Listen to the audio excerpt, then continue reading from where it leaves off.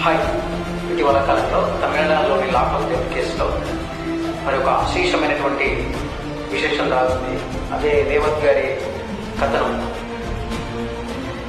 విధుల పట్ల, న్యాయం పట్ల ఆమెకు ఉన్నటువంటి అపారమైన నిబద్ధత, ఎన్నో ఒత్తిడులున్న సత్యం వైపు మాత్రమే నిలబడేటువంటి ఒక గొప్ప ధైర్య సాహసం చేసి అదే వ్యవస్థలో ఉండి అదే వ్యవస్థకు వ్యతిరేకంగా పోరాడి అన్యాయానికి జరగకుండా చూసినటువంటి ఆమె 9 మంది పోలీసులకు శిక్ష పడడానికి మరి గొప్ప సాహసం చేసింది.